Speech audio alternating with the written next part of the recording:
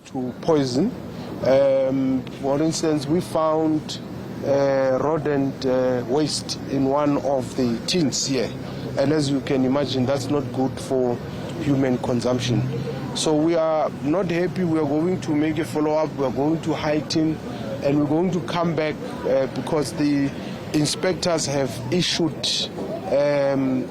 notices and warnings and removed the food that's supposed to be removed. Some of the food, it's not even labeled, because you have to label and know when was the food prepared and when is the food going to be expired. But we also found that a lot of unknown products which are produced in most cases by up-and-coming businesses are also not complying in terms of the dates, and that's why that becomes our responsibility as government to look for those manufacturers, help them through food laboratories to ensure that their products are up to standard. So that's the briefing from the inspection we have made so far. We are continuing, and you would have spoken to members of the public, some of you here. Some of them were already expressing concern about a number of challenges in their areas, and we have agreed with the brigadier and the relevant officials that we will be sending a team. I think it's at Mufulo North. Yes, so there's a resident who has expressed a concern here. So that's what today was about, and it's basically continuation, by the way. It's just that the focus for the longest of time has been on the Spaza Shops, and I think we might have dropped the ball a bit on these big shops. We have to focus on them as well, because everyone has got a responsibility to keep the standards, but to also ensure that the places that they sell food from are hygienic and that people are not exposed to any danger. So government is going to clamp down very hard.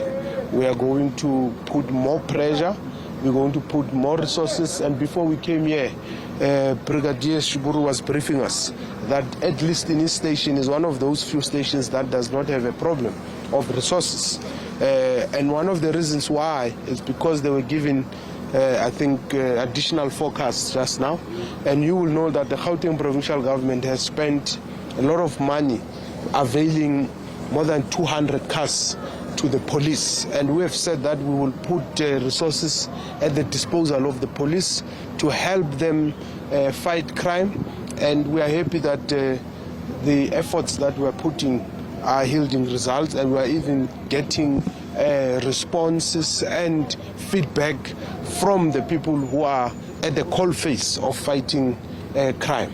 And I don't know about your station, Brigadier. I hope you are also sorted, because we want to make sure that the police have got resources to fight crime, not just what we are doing. After what we have done here, we're saying to Brigadier, we would want them to continue with their operations. And I must also express our I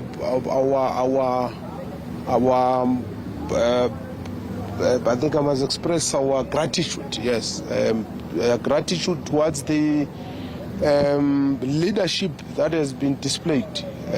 When we met with the police, they are organized, they've got a sense, they've got the numbers, they've got the profile of the area, they know where are the challenges, and that's the kind of policing we want, which is evidence-based, and they are organized and they know where to deploy resources, and that's the feedback we must also give, because sometimes we only complain when the police are not doing a good job. But if they are doing a good job, we also have a responsibility to give them that feedback. So that's the feedback we will give to the leadership of the police in the province, that in this area, this police station, it's number 61 out of about 1,116 in the whole country. We would want them to go up, but number 61 out of more than 1,000, I'm sure you'll agree that it's not bad, but they know what areas they need to deal with. And I think if there's any questions related to policing, that the brigadiers will be able to deal with that. MEC training from ENCA, is it fair to say that maybe some of the measures that government has in place are clearly not doing enough?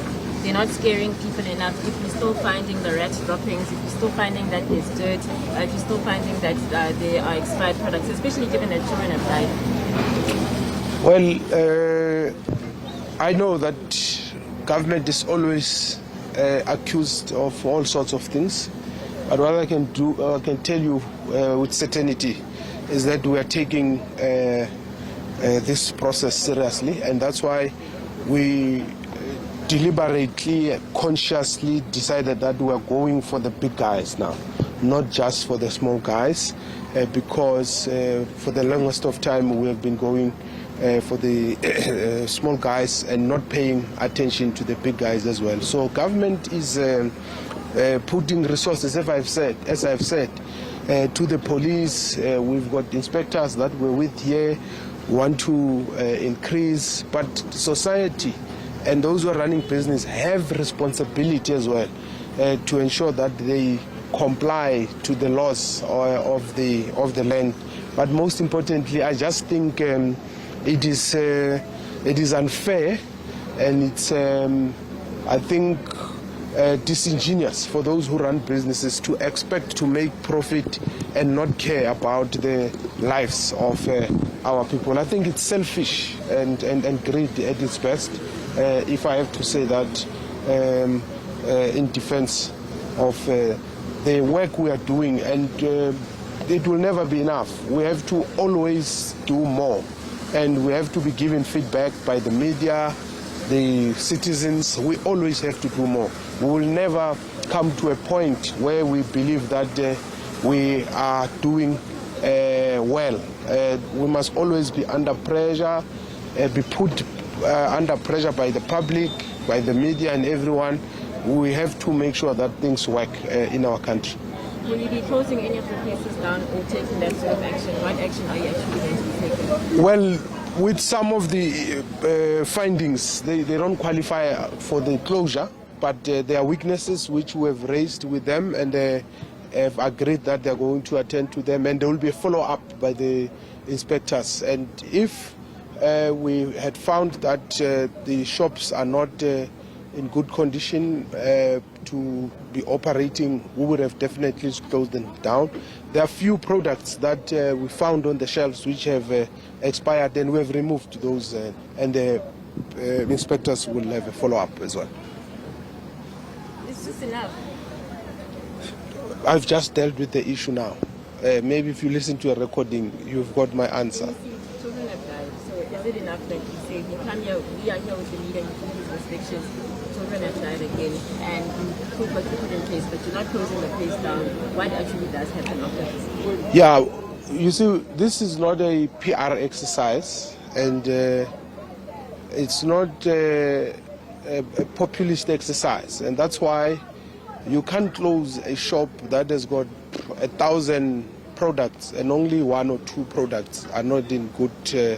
You remove those and then give them a warning and come back. So we are not going to operate as if there are no laws in the Republic. So we are operating within the laws, and we are not going to do illegal things in the name of solving a problem. So we have to solve the problem within the law, and that's why we are with law enforcement officers. We can't, if we were to commit crime, it means they must arrest us as well.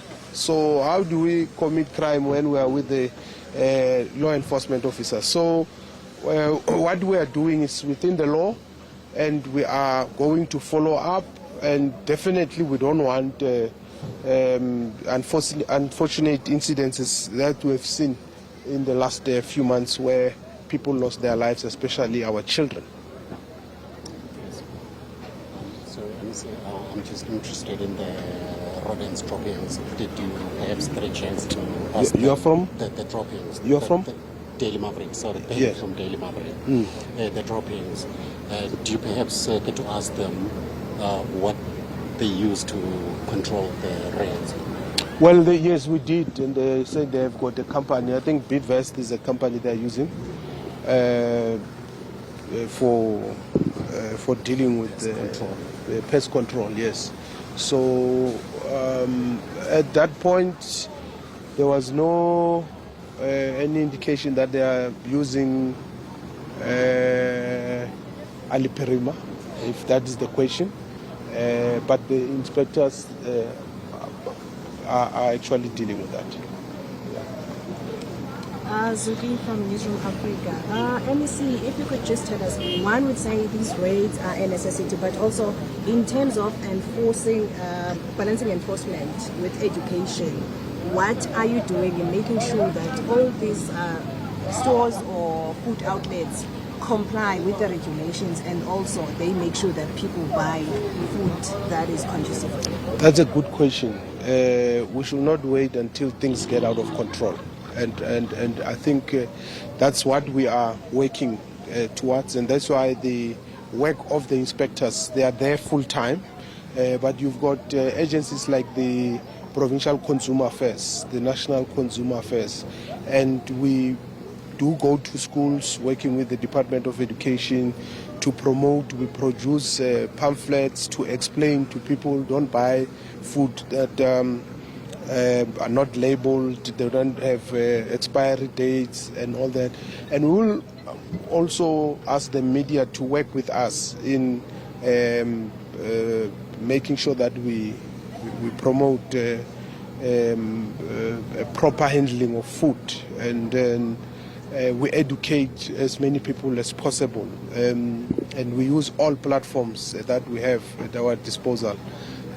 So we are continuing with that, and we will definitely continue. And this raise as well is part of that.